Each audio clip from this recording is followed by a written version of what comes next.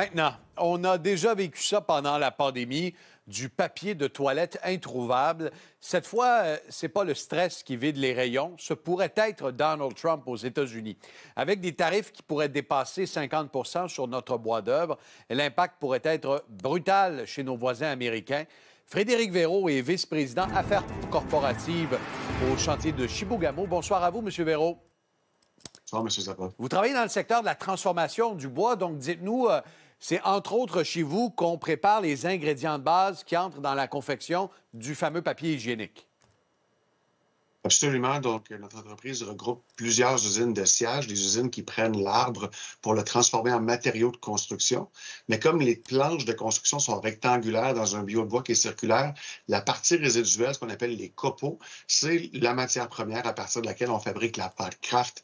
Et la pâte Kraft, c'est l'ingrédient clé des papiers tissus, donc papier essuie-tout, papier de toilette naturellement, mais aussi les couches pour bébés, serviettes sanitaires. Donc, c'est un produit qui est méconnu, mais qui est critique dans le quotidien des gens.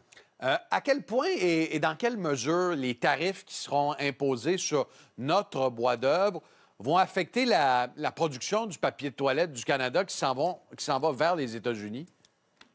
Et pour être clair, nous, c'est la pâte Kraft que l'on expédie prioritairement, naturellement, chez nous, au Québec, au Canada, mais aussi en grande partie aux États-Unis.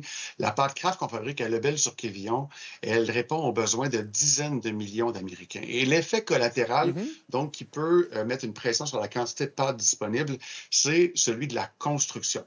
Le premier déclencheur pour récolter un arbre en forêt et le transformer, c'est d'une part, évidemment, qu'il soit mature et qu'il ne comprenne pas la biodiversité, mais d'autre part, qu'il y a un besoin de construction. Il faut bâtir une maison neuve pour justifier qu'on a un matériau de construction. Il faut agrandir une maison et pour ça, ça prend une économie en santé. Et dans notre cas, ça prend un marché où le prix de vente du matériau il est suffisamment élevé pour justifier toute l'opération à partir de la récolte en forêt. Et c'est là aussi, il y a des tarifs de 14,5 comme c'est le cas maintenant, c'est déjà extrêmement inconfortable.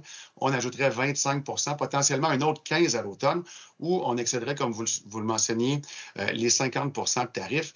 Bien, quiconque travaille atteint une rémunération de 1 000 pour son travail, il ne lui resterait que 500 avec la balance prélevée par un gouvernement, dans ce cas-ci, le gouvernement américain. Ça ne fonctionne pas pour toutes les obligations. Donc, ou bien on suspend le sciage et donc la fabrication de matériaux de construction et la disponibilité de copeaux pour la pâte, ou l'autre option, c'est qu'avec les perturbations économiques qui découlent de l'environnement incertain, bien, les gens vont-ils suspendre leur projet de construction l'été prochain, de rénovation, au Canada comme aux États-Unis, et donc réduire le besoin de matériaux, ce qui a comme effet direct de réduire les arbres qui sont transformés et qui génèrent les copeaux. Donc, c'est vraiment sur les deux fronts où on pourrait lever le pied sur la fabrication de matériaux de construction avec l'effet sur la fameuse pâte Kraft. Donc, vous allez me dire, si je comprends bien, la production de papier hygiénique, elle est comme codépendante du secteur de la construction. C'est avec les retailles qu'on fabrique cette pâte qui est utilisée pour fabriquer le papier de toilette. Donc, concrètement, s'il y a un ralentissement économique, si le bois coûte plus cher, bien, on fait moins de 2 par 4. Et si on fait moins de 2 par 4, par le fait même, il y a moins de matière résiduelle qui sert à fabriquer le papier hygiénique. Et c'est ce qui pourrait éventuellement créer une pénurie aux États-Unis. Et est-ce que cette pénurie-là, on pourrait l'avoir chez nous également? Est-ce que c'est exagéré de penser ça? Bien, c'est un marché qui est mondialisé, puis évidemment, c'est mon métier. Je travaille là-dedans tous les jours, donc je veux rassurer les gens à la maison. Je n'ai pas fait des provisions parce qu'il y a un effet de cascade qui se déploie sur quelques semaines, quelques mois. Donc, on n'en est pas là maintenant, mais c'est une éventualité qui est extrêmement crédible, vraisemblable. C'est un effet domino qui est incontournable.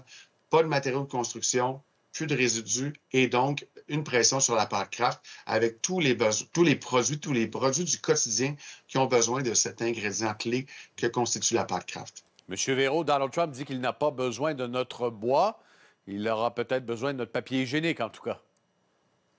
En ce sens-là, on veut un papier hygiénique qui est résistant, qui est solide. Et les arbres du Québec qui ont une croissance qui est plus lente, ça se traduit par plus de solidité.